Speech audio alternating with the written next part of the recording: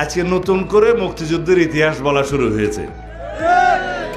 একটি দল বাংলাদেশ জামাত ইসলামী, যারা স্বাধীনতার বিরোধিতা করেছিল এই দেশের, তারা এখন মুক্তিযুদ্ধের ইতিহাস বর্ণনা করা শুরু করেছে। গতকালকে সেই দলের আমির সাহেব বলেছেন এই দেশের স্বাধীনতার ঘোষণা নাকি রাষ্ট্রপতি, শহীদ রাষ্ট্রপতি জিয়াউর রহমান দেয় নাই, তৎকালীন মেজর জিয়া দেয় নাই, কর্নেল অলি সাহেব নাকি দিয়েছে। এগুলা যে সমস্ত প্রলাপ বকা শুরু করেছে, এটা অস্বাভাবিক না।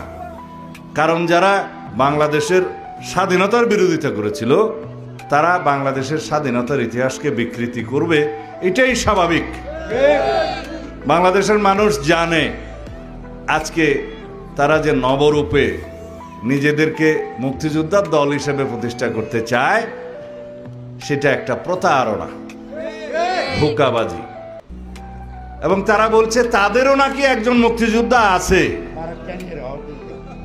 একজন মুক্তিযোদ্ধাকে তাদের জোটে যোগদান করিয়েছে এবং অন্য কথায় বলতে গেলে ভাড়া নিয়েছে বলে তারা সাইনবোর্ড দেখাচ্ছে তাদেরও একটা মুক্তিযোদ্ধা দল, মুক্তিযোদ্ধা আছে।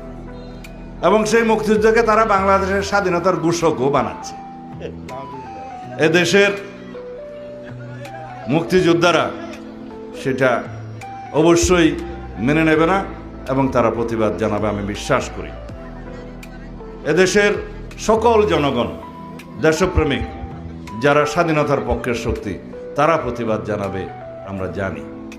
একটা রাজনৈতিক দলের একজন কর্মী হিসাবে আমাদের দায়িত্ব বাংলাদেশের স্বাধীনতার ইতিহাস নিয়ে যারা বিভ্রান্তি সৃষ্টি করতে চায়, মিথ্যা তথ্য দিতে চায়, স্বাধীনতার ইতিহাসকে যারা বিকৃত করতে চায়, তাদেরকে ধিক্কার জানানো, নিন্দা জানানো।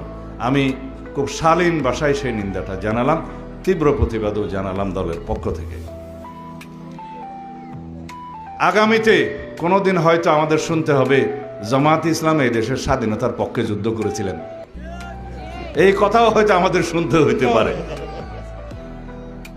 এটা বাংলাদেশে আজকে থেকেই আমি বিশ্বাস করি প্রতিবাদের ঝড় উঠবে।